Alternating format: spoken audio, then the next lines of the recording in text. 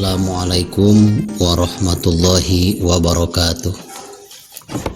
Alhamdulillahilladzi hadana ila siratil mustaqim wa jazarana anil ma'asi wal asam. Wassalatu wassalamu ala sayyidina Muhammadin asyrafil anam wa ala alihi wa sahbihi ajmain, amma ba'du. Sahabat channel Rahmatul Ummah yang saya cintai dan Allah muliakan, bahasan channel Tausiah kali ini akan membahas tentang hukum daripada rokok. Tapi sebelum menyimak video ini, silahkan tekan tombol like, subscribe, dan share kepada yang lain agar channel ini tetap eksis setiap hari mengirimkan tausiah. Qolal ulama lam yarid fitan baki hadisun anhu sallallahu alaihi wasallam wala asarun an ahadin minas salaf. Perlu kita ketahui, apakah kita boleh mengharapkan rokok? Apakah kita boleh menghalalkan rokok? Karena masalah rokok ini tidak ada yang pasti tentang dalil yang mengharamkan dan dalil yang menghalalkan, sehingga terjadi perbedaan pendapat ulama. Kita harus menghormati pendapat ulama yang memperbolehkan. Kita pun juga harus menghormati pendapat ulama yang melarang daripada merokok ini. Jadi masalah rokok itu hukumnya ada yang haram, ada yang wenang, dan ada yang makruh. Menurut ulama dalam usul fikih, al-itlaq fi maqami tafsil khata. Apabila kita memutlakan hukum sesuatu yang masih harus diperinci karena perbedaan pendapat ulama, maka itu hukumnya adalah salah. Jadi ketika kita menghalalkan rokok, salah. Kita mengharamkan, salah juga.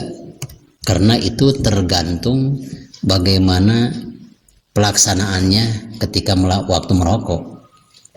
Maka dalam merokok ini lam yarid fitan baki hadisun anhu sallallahu alaihi wasallam. Nabi tidak pernah mengatakan rokok itu haram, dan tidak juga ditemukan dari keterangan ulama salaf, yang mana ulama salaf itu adalah ulama yang hidup 300 tahun ke atas setelah hijrah. Jadi ulama yang hidup 300 tahun ke sini disebutnya adalah ulama kholaf. Karena tidak ada dalil pasti dari hadis Nabi dan keterangan para sahabat, maka timbullah perbedaan daripada hukum merokok ini. Wa kullu ma yurwa fihi min dalika la asalahu bal maktubun lihudusihi ba'dal alfi. Nah, adapun menurut pakar-pakar ahli kesehatan bahwa merokok itu bisa merusak jantung, bisa merusak janin, bisa merusak ginjal. Itu adalah penelitian para ahli setelah 1000 tahun setelah hijrah. Nah, maka untuk mempersingkat supaya lebih kita mengetahui tentang hukum rokok, wahtalafal ulama fihi hilan wa hurmatan. Yang pertama, wal hilafu waqi'un baina mutaakhil ummah al-arba'ah walladzi yadhharu annahu in urido lahu ma yuhrimuhu binisbah liman darrahu fi aklihi au badanihi paharomun. Yang pertama, ada hukum rokok bagi seseorang itu haram, berarti tidak boleh dilaksanakan walaupun mau. Bagaimana hukum rokok diharamkan kepada seseorang? Liman darrahu fi aklihi au badanihi. Ketika merokok, akalnya rusak, juga badannya semakin rusak karena memang sudah ada penyakit. Bagaimana contohnya? Apabila seseorang sudah lama mengalami gangguan tentang ginjal, gangguan tentang jantung, begitupun mengalami tentang penyakit asma. Kalau penyakit asma itu berarti penyakit paru-paru. Kalau penyakit paru-paru, merokok itu semakin parah paru-parunya. Maka bagi orang yang berpenyakit semacam paru-paru, itu diharamkan untuk merokok. Karena apa? Menambah parahnya penyakit yang telah diderita. Itu jangan, hukumnya adalah haram. Ada lagi, wa qad yu'radu laha ma yubihuhu bal yasiruhu masnunan idza sta'mala litadawi biqauli sikotin. Ada lagi, hukum merokok itu adalah hukum yang diperbolehkan karena memang menurut penelitian ini kadang-kadang bisa jadi obat. Nah, bagi seseorang misalkan ada semacam penyakit yang tidak bisa diobati kecuali dengan rokok, maka itu diperbolehkan, itu hukum tidak haram. Yang haram merokok itu bagi orang yang mempunyai penyakit. Apabila merokok lebih tambah-tambah parah penyakitnya. Kalau ini justru ada hukum rokok yang diperbolehkan. Untuk apa? Dengan niat ini untuk mengobati penyakitnya. Misalkan ada seseorang yang telah makan itu dengan sesuatu yang lezat-lezat dan mengandung santan, kebetulan minumnya pun air putih.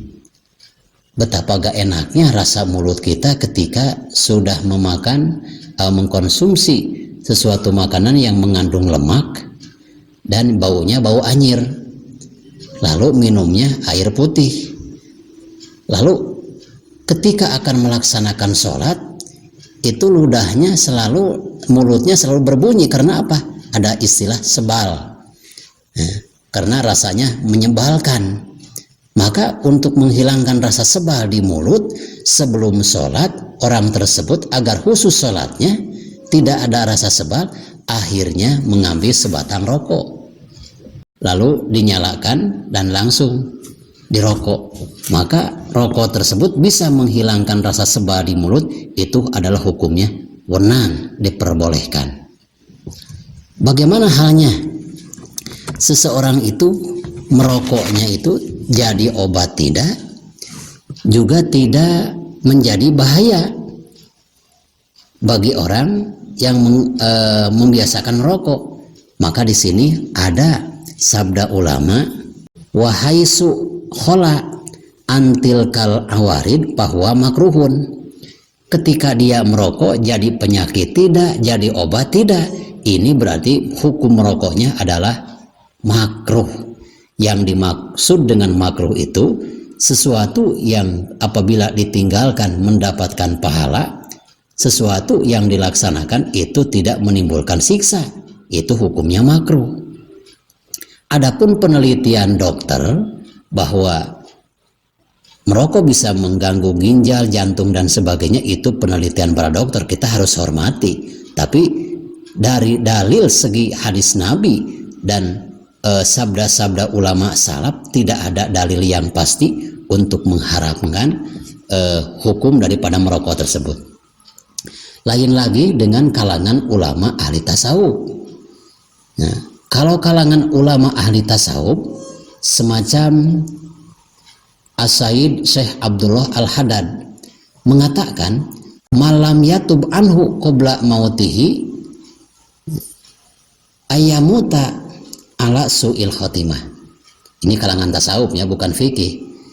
Ketika seseorang membiasakan merokok, maka kalau sebelum meninggal dunia tidak tobat daripada merokoknya, dikhawatirkan meninggal dalam keadaan su'ul khotimah. Itu bukan fikih, tapi kalangan-kalangan orang-orang yang tertentu. Bahkan dalam kitab Bughyatul Mustarsidin, di kalangan ulama juga ada yang berpendapat bahwa atan baku riku iblis, merokok itu adalah mengkonsumsi ludah daripada iblis. Itu bukan fikih tapi kalangan ulama tasawuf. Jadi sudah kita yakini, sudah agak jelas sedikit demi sedikit bahwa hukum rokok terdiri daripada 3 bagian. Ada yang haram bagi orang yang mempunyai penyakit apabila merokok semakin bertambah parah. Ada juga yang diperbolehkan ketika merokok menjadi obat supaya tidak ngantuk ketika pengajian. Ketika bapak-bapak menghadiri pengajian betulan ngantuk lalu merokok sehingga hilang kantuknya, itu diperbolehkan. Juga yang ketiga adalah hukum makruh, merokoknya tidak menjadi obat dan tidak menjadi juga penyakit, itu dimakruhkan. Sahabat channel Rahmatul Ummah yang saya cintai dan Allah muliakan, itu saja yang bisa saya sampaikan mengenai hukum rokok. Mudah-mudahan apabila ada kekeliruan, mudah-mudahan ini tidak jadi fitnah seolah-olah datang dari kebodohan saya sendiri, dan apabila ada benarnya ini semata-mata taufik dari hidayah Allah Subhanahu wa taala. Khudh ma sofa wada ma qadar. Wassalamualaikum warahmatullahi wabarakatuh.